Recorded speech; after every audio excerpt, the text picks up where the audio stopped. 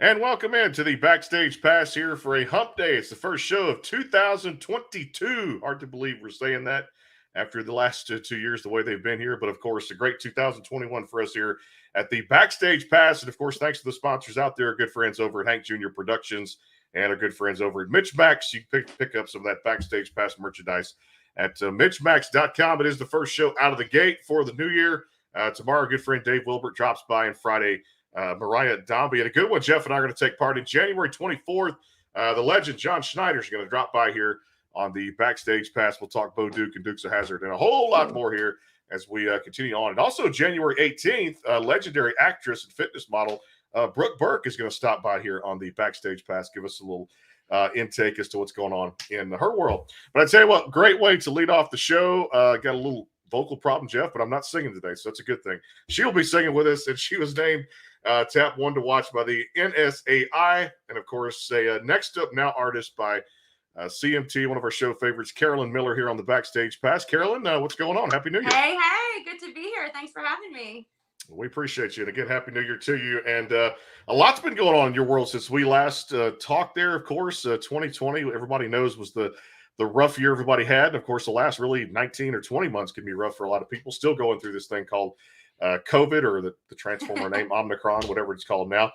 Tell me about how you kept busy and kind of what did you do to remedy this? Because you still put out not just music, but some great music that hit radio and did very well for you. Thank you.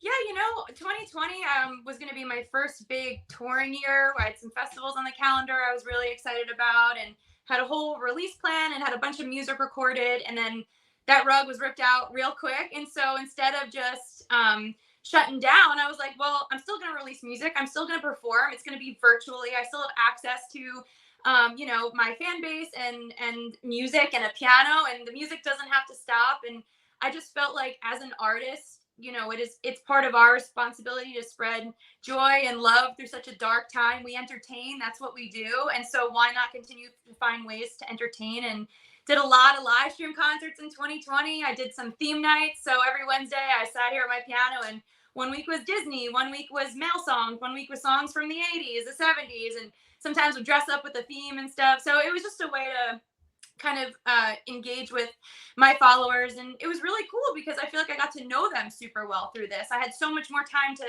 answer the DMs, to put up content, to do lives, and just be sitting here for an hour and a half reading and answering every comment. So I felt like it was really, it was a really important year for me behind the scenes, on top of writing, releasing music. Always Be Home, which has become one of my bigger songs, that was written over Zoom despite a terrible internet connection, and so a lot of good has come from it. And I feel like as things kind of eased up in 2021, I was just in a good spot to get some great direct support opportunities and festivals and stuff like that. So kept busy as much as I could. No doubt. Let's talk about some of these singles that I still want to follow up on because it's been a while since we talked. Let's go back to Flatline. Tell me about that one and the different parties and different people, writers, and, of course, the song itself who you got to work with on that project, because I thought that was one of my favorites, and I put it on my playlist. Yeah. So that song, although I write a lot of my music, I'm just a lover of good music, and I like to be a vehicle for a good song. Sometimes I write them. Sometimes it's my friends who are amazing songwriters who write them. And my buddy Craig Wilson, we were writing one day, and I was like, I really want a fire opening number for my live shows that just launches you out of a cannon, makes everyone be like, whoa, we're in for a ride for the next 45 minutes, whatever it is. And so he actually sent me the demo of Flatline, and he wrote that with Parker McKay, who was on the season of The Voice, as well as Wendy Parr. And I heard the intro, and I was just like, this is such a banger. He went into the studio with me, produced it, and it came to life. And I was so pumped with how it turned out that I decided to hold on to it and release it at the start of 2021. I released it in January 2021. And I just thought, after the year we all went through with 2020, what a better message to kick it off of knock me down, I'll build back up, I ain't gonna flatline. And I feel like we all got our butts kicked in 2020 in one way or another, that having this kind of empowering song was an important start for 2021. And I actually had reached out to all my followers and said, if you have persevered through something, if your mother, your relative, your spouse, your friend, someone has gone through a tough time and they have a remarkable story, please share it with me. and I had people from all over the world write in. Like, I have chills. You can't tell I'm in a long sleeve shirt, but there's chills underneath here. But I got sent these amazing stories from someone who was in a motorcycle accident, had to relearn how to walk and talk again, to someone who has stage 4 cancer, but she's got 2 little boys and she's doing everything that she can to fight, to all these just incredible stories, and put them and their quotes together as the lyric video. So actually, if you go on YouTube and you search the Flatline video, you'll see these amazing stories. And it was really fun to just shed light on these amazing people with that song. No doubt, too. And also, the new music is out there across all the digital platforms. Came out there, I believe, December 30th, right there before New Year's Eve, and of course New Year's Day. Thank You has got 3 songs out there. Something Right, of course, About a Wrong Turn, and Thank You itself, title track. And one of my favorites, could be a radio hit, just in my opinion, right now. Remember Love. So definitely get out there and get that music. And I'll tell you what, I'm going to pause, and we're going to play some music here on the show here on the Backstage Pass. Carolyn, it's all yours. Woo! All right. Well, I think I'm going to kick it off with a song that I released actually in 2020. This was my first release after the pandemic started. I was going to release this one in March 2020. Everything went on pause. Then it got to June and I was like, you know what? I'm not waiting anymore. The music can still keep coming out. People still want to listen to music. So I released this song. It's called Ain't About That. And what's really cool about this to me is I took it as, spending time with your significant other. It's not about the materialistic things, having the biggest, flashiest bracelet or the new pocketbook. It's about the little moments that, light a spark in you that can never be bought with money, and the things like that people often take for granted. And when I released it, all the press was saying how this is a song for the times, reminding you about what's really important in life. And it's so cool that songs can take on different meanings in different time periods, and how people connect with it. It becomes relevant at different times. So really cool that I connected it one way, but because of the times it came out, it took on a different meaning. So this is called Ain't About That. There we go.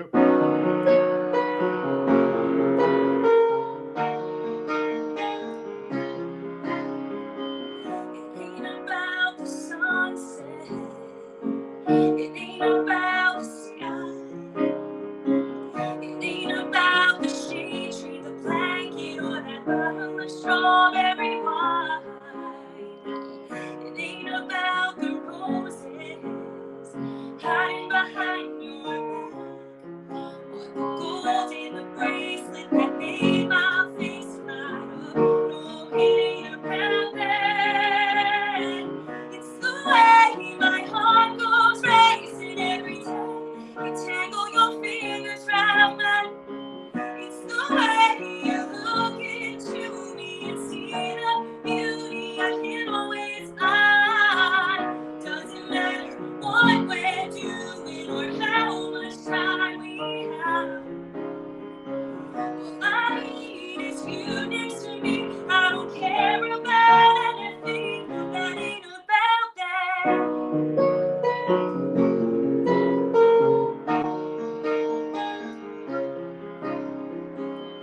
Ain't about all our friends. Let them say what they want to. It ain't about my church or my cross, your holly or your tattoos. It's the way my heart goes racing every time you tangle your fingers round mine. It's the way you look into me and see the beauty I can't always find. Doesn't matter what we're doing or how much time we have. All I need is you next to me. I don't care about anything that ain't about that.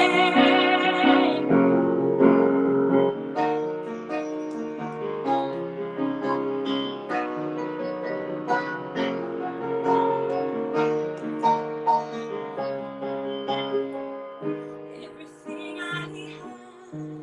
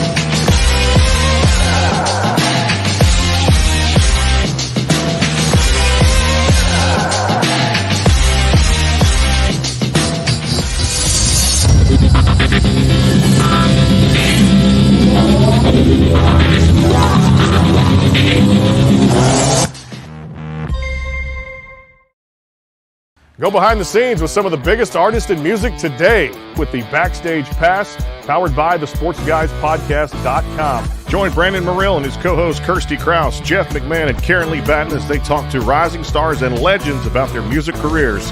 Listen to their latest tracks and learn fun facts about the men and women behind the music you love. And be sure to tune into the Backstage Pass Monday through Friday from 3:30 to 6:30, powered by the SportsGuysPodcast.com. And welcome into the Backstage Pass.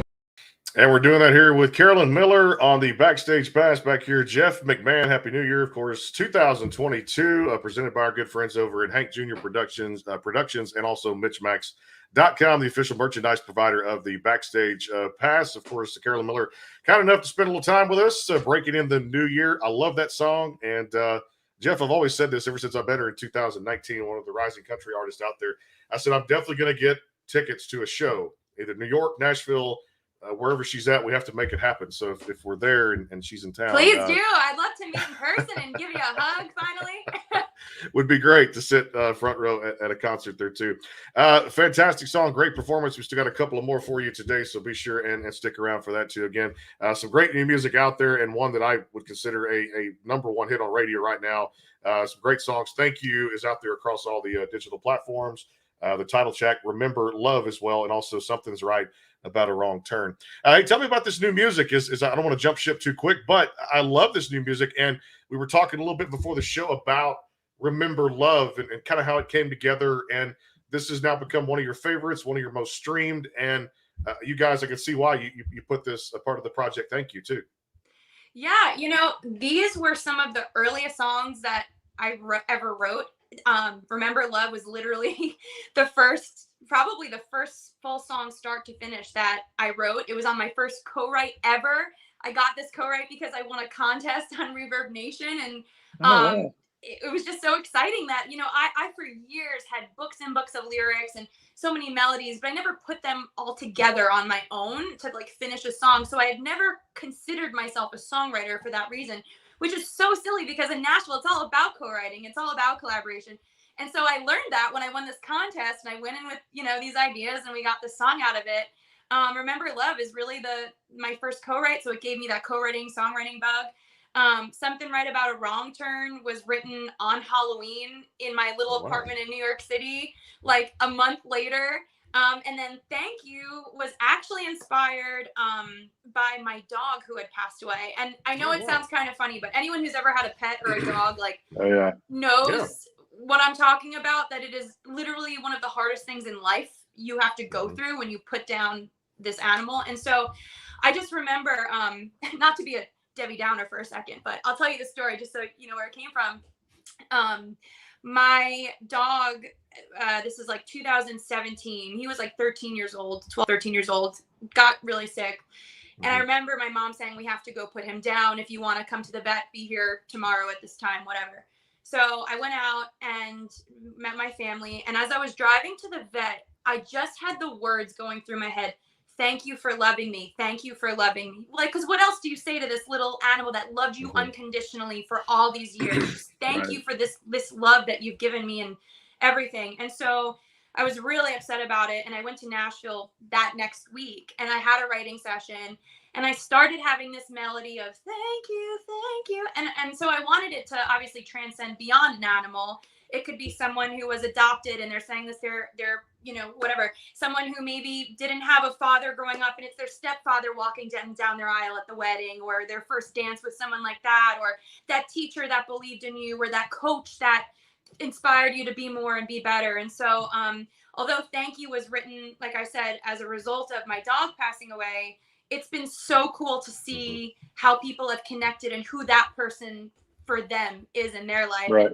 It's been really cool on TikTok. I've had some fun activity over there with this song, and people have messaged me and made their own slideshows to this song with their loved ones in their life. And again, this is where music is just so cool, because for me, I wrote it inspired by my dog passing away. And then I got a message from this girl the other day that said she was adopted and she never found a more perfect song to thank her family for everything they did. And it's so cool how people just hear things in different ways. Yeah, I've got a song that I wrote and had shared, and wound up getting a similar email from somebody that had taken a completely contrary meaning to the song than I had intended when I wrote it. And as a result, I don't now really even want to tell people why I really wrote it, because it's like, I don't want to keep you from getting what you want out of it, right? Sure. You know, the less you paint the picture for them, the more easily they can paint their own picture and apply it to their own lives. Sure. No, that's a great way to look at it. You know, I mean, I go back and forth with that all the time. It's like, do you want to kind of spoil the ending? You know, of like why it's like with a movie, you know, when you meet your favorite actors in your life, you're like, oh no, I wish you just were that character, you know? Right. But, you know, I find that when I share some of my truths about a song, more people almost in a way can relate to it. Like I did Thank You at a concert one time, and I told the story about my dog dying and stuff. And I had this man come up to me who probably was like 6'7", like big earrings, massive tattoos, and he rolls up his shirt and he's like, "Do you see this? Do you see this?" He goes, "This is a tattoo I got of my cat who had passed away." Wow. And I had to excuse myself and go to the bathroom and cry at the end of your song because of what you just said. You know, so I totally get what you're saying, but I also think in moments like that where you're like, I don't know, that's also kind of fun to share, you know? Oh, sure. You know, one thing I was kind of curious about, because your background is so different than so many singer-songwriters in Nashville. You know, they're so used to getting together, doing their co-write, knocking the song out, and wanting to try it in the writer's round 2 nights later. I also have a musical theater background of sorts, not to the degree that you do, but I mean, I did stuff in high school and college and things. Yeah.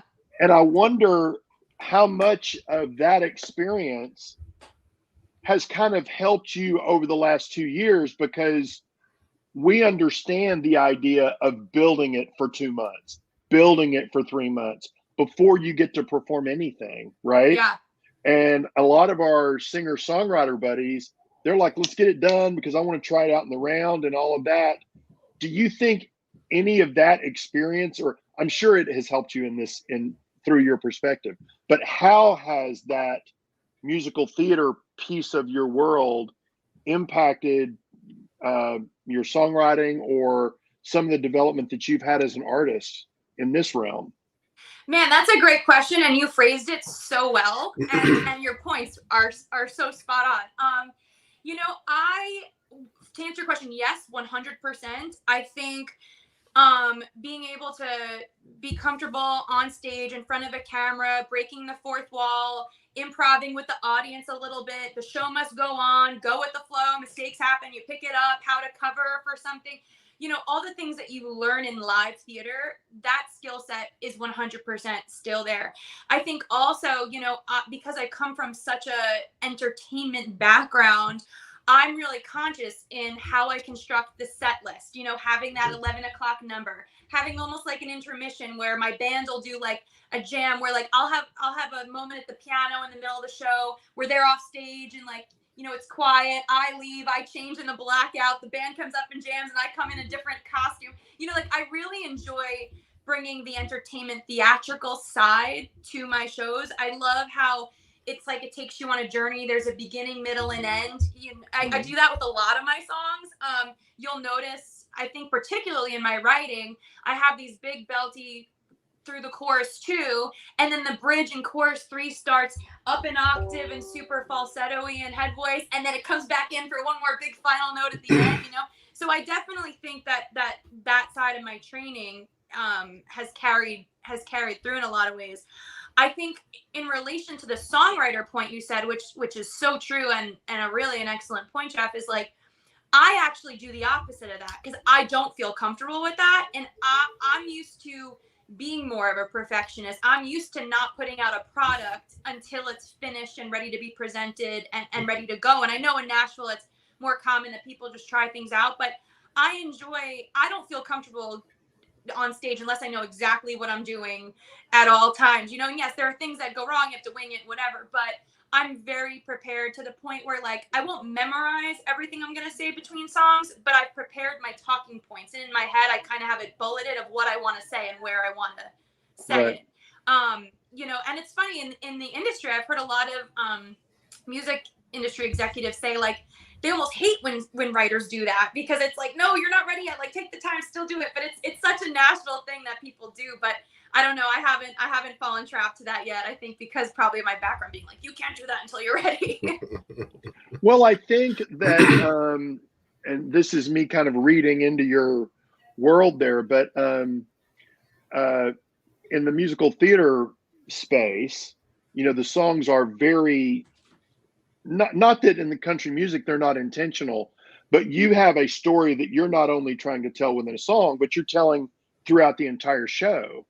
And so it does lend itself sometimes to being a lot more intentional with the lyric, with the words, with what you're saying, which seems to be very important to you, not only from listening to your music, but I heard the story, and I forget where you were telling it, about how you and your now husband had framed lyrics for one another, which you know, which shows how important the lyric was, you know, because it was, I don't remember exactly what that story is, but you know what I'm talking about. Man, you did your homework. Yeah. I don't even remember, or I remember I talked about it, but I don't remember where that was. Yeah, I don't remember.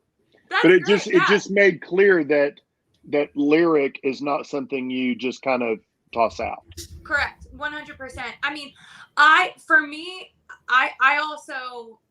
I'm really equally split, I feel like, between the lyric and the melody. Like the melody has to soar at some point for me. Mm-hmm. You know, if it stays in a very, and I understand it's very in, especially with contemporary pop country and radio pop, kind of that like vocal kind of middle thing is in. But for me, unless it's going to find, and I think it's because I want the melody and the music to support the lyric. So if there's an emotional statement or a line in there, I want to make sure that musically it's being expressed to match the lyric as well. So yeah, I think it's so important to just have, I think, a strong lyric that tells a story. And that's why I think I fell in love with country music, being from New York, having an acting background. You know, I'd be lying if I told you I grew up with country music, and I'd be lying if I told you I knew who George Strait, Alan Jackson, and Loretta Lynn were 6 years ago. Never heard of them in my life until I started really educating myself on country music and wanting to do it seriously, and knew I had a lot of history to learn and stuff. But at the end of the day, I think the reason why I love the genre so much and couldn't imagine anything else is because of the storytelling and the importance of the lyric and the stories that these real humans are trying to say at a real moment in life. That to me is what makes the genre sparkle and is so, and does it better than any other genre, is its storytelling abilities. And you know, as an actress and the theater side of it, I love that part of it so much. We're going to tell another story here on the show, and she's going to sing another one for us, song 2 of 3 today. You can check her out at CarolynMillerMusic.com. And of course, Thank You is out there across all the digital platforms. Just came out there right before New Year's Eve. So again, it's all yours. Song 2 of 3. What you got? Cool. So I'm going to do a song that I released a couple months ago. It's called Always Be Home. And the inspiration for this one was my parents relocated to Florida during the pandemic. They left New York. And my mom, I remember, who was, you know, she was very emotional about the move and moving so far away. She said, like, through tears, like, as long as we have each other and we're all healthy and we're all alive and we all have each other, like, we can make any house a home. It doesn't matter where we are, what it looks like, any house we can make a home. And again, those words started sitting with me, and I had a write session about 2 days later and brought in some of these melodies and lyrics. And I wrote this with Tranny Anderson, who has written some stuff with Gabby Barrett and Adam Doliak and a lot of Levi Hummin, and Forrest Finn, who also has written with Levi Hummin and a bunch of great artists. We got together over Zoom, and despite a faulty internet connection, an hour and a half later, this song was born. And NSAI actually just named this one of their top 40 songs in honor of Bob Kinsley, which is so exciting. There you And go. my first recognition as a songwriter. So this is special one for me. This is called Always Be Home. There you go.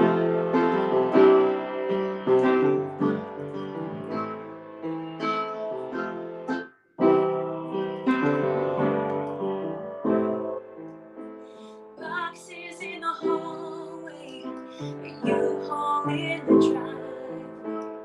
Before the sun comes up, we'll be headed west out on the high. It ain't the first time, won't be the last time we find ourselves here. But if I got you, I ain't leaving anything in the rearview mirror. 'Cause we don't need a house on a hill and $1 million bills or a big city view. All we need is a key and a light red wine in a box and a love seat for two. If it's a map, downtown, Cactus, Vegas, deep south, long as it's me and you. Wherever we go, it will always be home.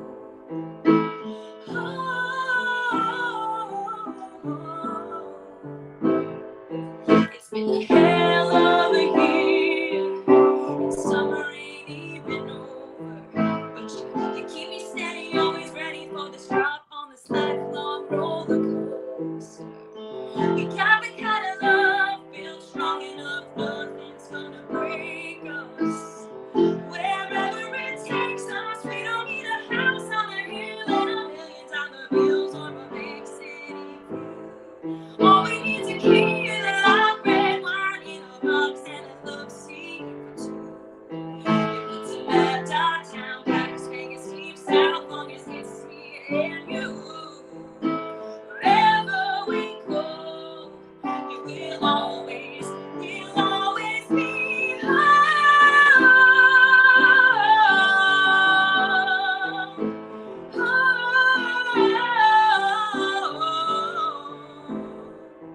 Wherever we go, we'll always be home.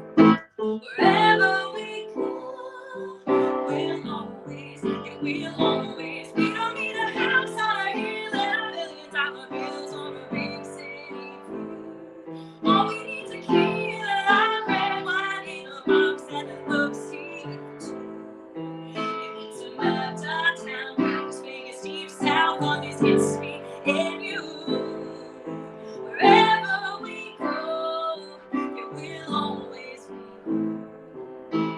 home. It will always be home. Wherever we go,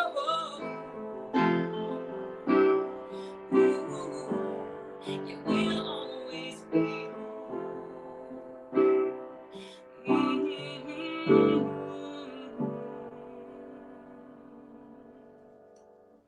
Always be home. Go behind the scenes with some of the biggest artists in music today with the Backstage Pass, powered by the SportsGuysPodcast.com. Join Brandon Morrill and his co-hosts Kirsty Krause, Jeff McMahon, and Karen Lee Batten as they talk to rising stars and legends about their music careers. Listen to their latest tracks and learn fun facts about the men and women behind the music you love. And be sure to tune into the Backstage Pass Monday through Friday from 3:30 to 6:30, powered by the SportsGuysPodcast.com. And welcome into the Backstage Pass.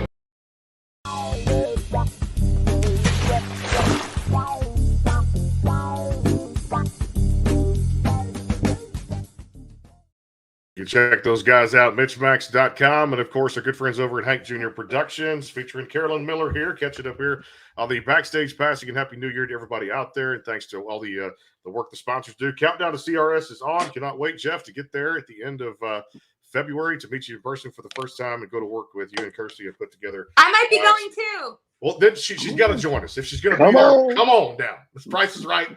Come on down. So we'll be there doing our show and at the Omni Hotel and possibly another venue out there too. Stay tuned for that as Jeff's got some exciting news behind the scenes. He's working on to put together some great stuff. And yeah, Carolyn's there. Come on down. I actually had an artist contact me today, and we possibly could go 2 for 2, no doubt about that.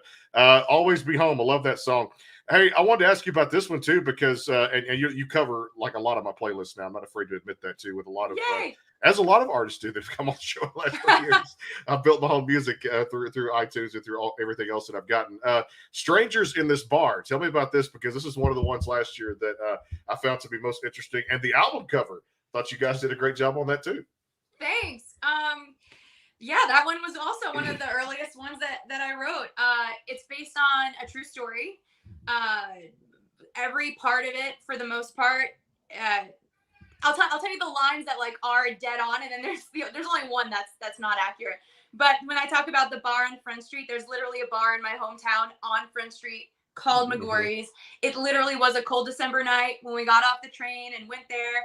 And it's inspired about, running into an ex. And it's so crazy how you can spend years with someone and share all this stuff with them. You break up for whatever reason, time goes by, and you run into them. And it's like they're talking different, they're acting different, they look different. And you're avoiding each other. And it's just so mind-blowing that they've become a stranger. And they're a stranger like everybody else in the place. And it's like that those few months apart or years apart have almost erased everything in the history of what you had. And it's like you don't even know who that person is anymore.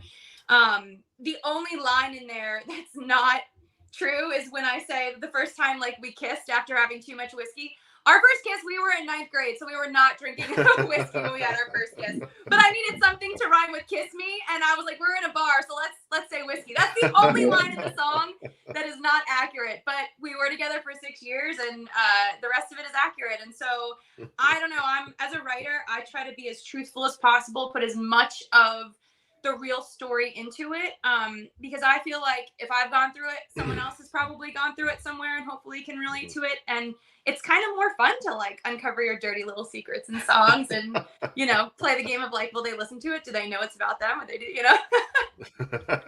Well, okay. So I get what you're saying. And so many people in Nashville, particularly, I mean, I'm living here in Nashville. They talk about that, well, you can't really write it if you haven't lived it or whatever. Well, Billy Joel did not go to Vietnam, yet one of his biggest songs is Goodnight Saigon. Tremendous event when you go see him live. You are practiced in developing a character and taking on somebody else's perspective. So is that something you choose not to do? Is that a different perspective of your writing that you don't explore that? Or is that something that you just haven't explored yet? Where does that embody the character and their perspective come into play for you? Gosh, that's another great question, Jeff. You're so honest. I enjoy playing the character and putting my truth into it when it's something that I did not write. Like Carrie Underwood, I don't think she slashed a hole in all 4 tires and took a baseball, you know what I mean? Took a Louisville Slugger to whatever. So, but she's playing character there, right? I really enjoy tapping into that kind of world and doing stuff when those songs get sent to me. But when I sit down at my piano, I don't know how to write from a character perspective. I just start tapping into something I'm feeling that day, or something I noticed walking down the street the other day, or something that I've just been like stuck on. For me personally, my writing starts from a real raw truth, and sometimes we get songs out of it and sometimes we don't. And then other times friends send me songs and I'm like, oh my gosh, I lived this. I have to cut the song, like What You Can't Have, right? Which I cut. That song reminded me so much of an old college flame, and literally who came back around, wanted his cake to eat it too. And I finally got to a point where I was like, nah, dude, you can't do that anymore. And that song was like, I resonated with that. And so that was so truthful. But like, I don't know. It's hard for me to get into the mind of a character, believe it or not, from the writer's perspective. But when I'm given it like a script, I can tap into that in no time, if that makes sense.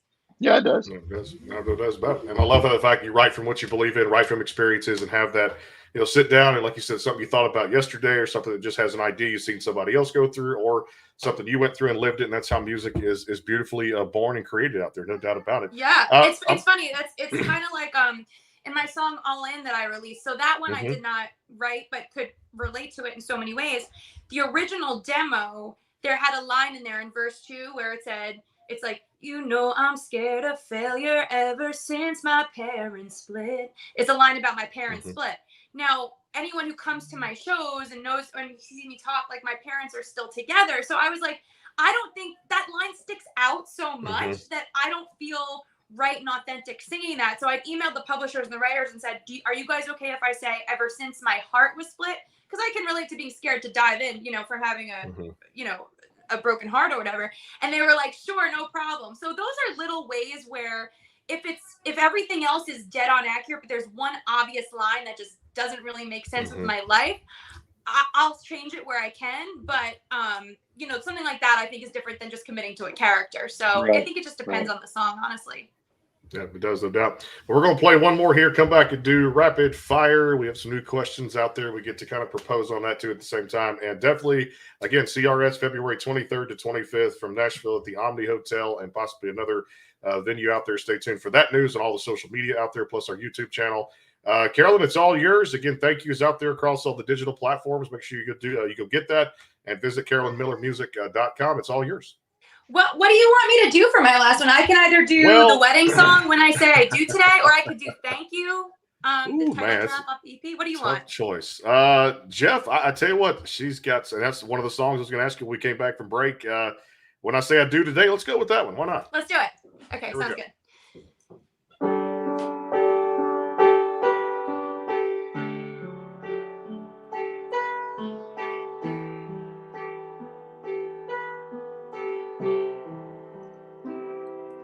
Every girl dreams of the day when she gets to wear all white and walk with daddy down the aisle to meet the love of her life. And I'll admit I once got married on the playground when I was 9, but I remember thinking one day I'll be a real bride.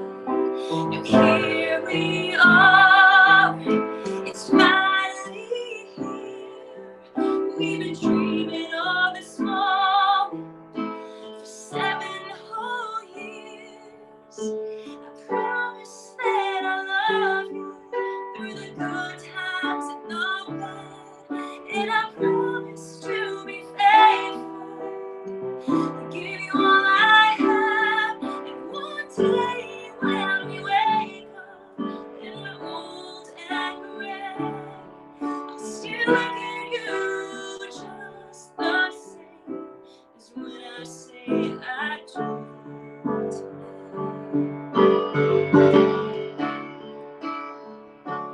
Everybody says God has a plan, and I believe that's true, 'cause he blessed the broken road that summer night I met you.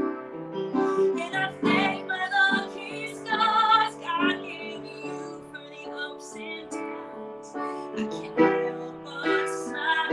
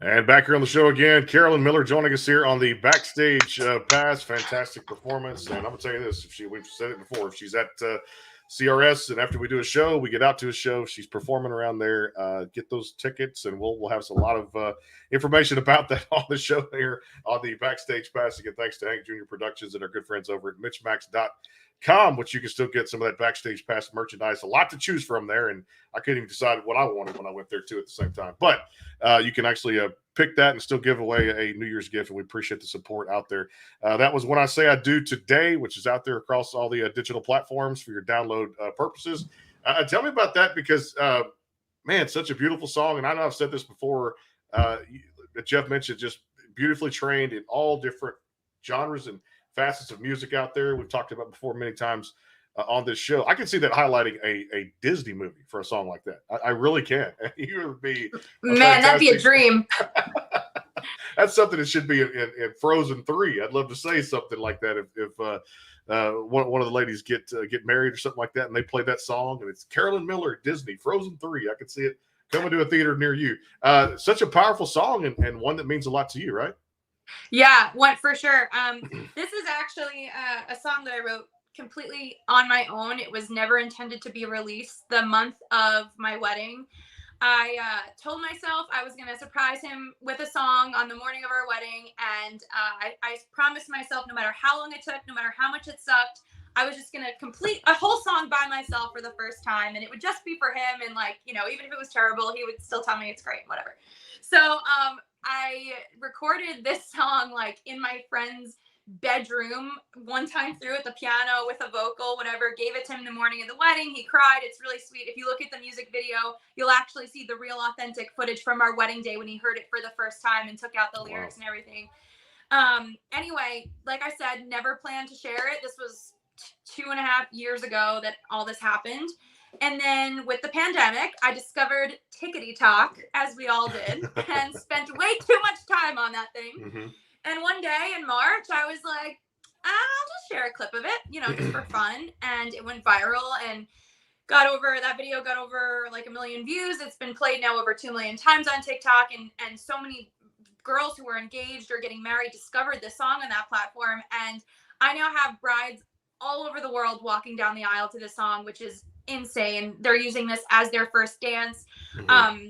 And I mean, I get tagged in a video every other week on TikTok. Last week, it was South Africa. Someone on the beach got married. Then it was Malta, which I don't even know where Malta is. Apparently, It's a little island not far from Croatia and stuff. Yeah. And something I got to do, which was really cool, is this really sweet couple who found me on TikTok and isn't far from where I live and has come to my shows.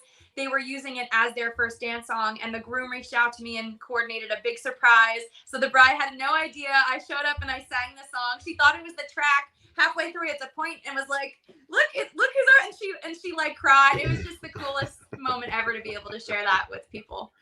Love it. Great stuff, Jeff. You got into one final question, and we'll get to rapid fire, no doubt. Well, first of all, tremendous song, and I know there's so much of that song that means even more to you because there's no question as to how much of the color of that song is you because you wrote it by yourself. it reminded me of a couple of songs that, not because it sounds that way, but because of what you talked about with theater, the arc of how you build it, and the color of it, the intimacy of the song. One of them was With You from Ghost. One of my favorite songs to sing. And the other was She Used to Be Mine. Oh yeah. But not because it felt stolen or anything, but just because of the poignancy of the message. But it makes me want to ask you this, because I have struggled with some artists that I've worked with before who think energy in the show means running all the time, running around all the time. That's how you have energy. And I know you have talked about wanting to develop moments. And I want to know how you define that, because I hear them and I know what you're doing in the upbeat and the downbeat songs, but I know that's important to you because I've heard you talk about it. So what is that? Yeah, well, first of all, that's such a huge compliment to compare this song to those. I love With You. I love She Used to Be Mine. I sing them all the time. I know every word to those songs. So I love those composers, and so thanks for that. I my senior year in college, I did an emphasis in directing. I'm a trained dancer, and I actually taught dance competition teams and choreographed for them. And I've even subbed in as a guest judge at dance competitions. So everything I look at from a bird's eye director view, be it something as simple as, no, this moment we're going to wait for when I say I do today, and then roll the chord, little things like that. So finding musical moments, but then also the big picture of what you want it to look like on stage. So I read a quote somewhere, and it said, you should look at a photograph of yourself on stage and know what song you're singing based on what you're doing in that photo. And so it's something I've been trying to implement. Like, not every song should look the same visually on stage. You want things to look different. So pick and choose your moments of, this is my crowd song, right? This is where they're singing with the mic a lot, or this is where I'm jumping down and doing selfies while I'm singing, or this is my song where I'm just going to stand there at the mic and keep my mic on the stand, and I'm going to be really in my feelings, or this is one where I'm kind of running around with the band and going back to back. So I think it's important. People take for granted the importance of putting the time into those moments, because an audience will walk away knowing your show is memorable and telling everyone how entertaining, but they won't know why. And they're not going to be like, it's because she changed from song 3 to song 4. She took the mic off and she did something visually different. You have to just create that and be like, how do I keep these people engaged for 45 minutes or an hour or 30 minutes, especially an artist in my level where they're there to see Lee Brice or Sam Hunt or Chase Rice or whoever it is. How do I give them the most impactful show possible? And I think everyone should spend time creating just what the picture of your show looks like. Yeah. I love it. Good stuff. Yeah, I love, well, first of all, I love the understanding of that. And that's what's so strong about that song in particular, when I say I do, because there is a lot of energy in just the waiting for what you're going to do next. In the same way that's kind of what I'm talking about with, like in With You, where you've got that gasp of, I don't know why. I don't know why. I mean, you know what I'm. Oh, I I'm know not exactly. communicating very well, but I love that you understand that, because that's tremendous. Thank you. I appreciate that you recognize that. Well, it's songs like that are catapulted her to the top. And of course, I'm going to just call this right now. Remember Love is going to be one of those songs that is on radio there in New York for country stations. And of course, just around the continental United States, because she's put out one hell of a 3-song EP right there, if you want to call it that. Thank You, of course, Something Right About a Wrong Turn. Of course, thank you, the title track, and Remember Love out there across all the digital platforms. Hey, let's do a little rapid fire. We changed a little bit on this too. But look, I've been to New York when I was probably back in my teens. I've been to Chicago. And, for me as a pizza lover, it's hard to determine what the best pizza is. Everybody's got their own opinion of where to go get it. And of course, it depends upon thin crust or deep dish and a lot of other factors. For you, being from there, is New York still the best pizza? Queens and Brooklyn and Long Island are the best pizza. Manhattan is not the best place for pizza. Yeah, so it's the outskirts of the city where the real true Italianos are, and they do it the right way. I think New York City pizza has become very commercialized, and you get a lot of people that think they can just make money off of having a pizza shop, so they just throw together a sign that says pizza somewhere near Times Square, and it's not the pizza you want to eat. And that's the sign, Brandon, of a real New Yorker, is somebody that doesn't talk about New York City as if it's all the same. She knows how to break it down, right? Right. When we're talking about Manhattan, we say the city. And I love when I go out of New York City, or when I come out of New York and I tell people, I'm like, oh yeah, the city the other day. And they're like, well, what part? Like Brooklyn or Queens or this? I'm like, the city's Manhattan, If I'm saying Brooklyn, I'm gonna say Brooklyn. I'm not gonna call that the city. So definitely Italian food is on the list when I get back to New York up there. Love that up there. Enjoyed my trip. Got to see the Yankees play, and of course the Mets, and definitely at the old Shea Stadium, and just love sports so much up there in that environment too. They love their team. New Yorkers do, no doubt.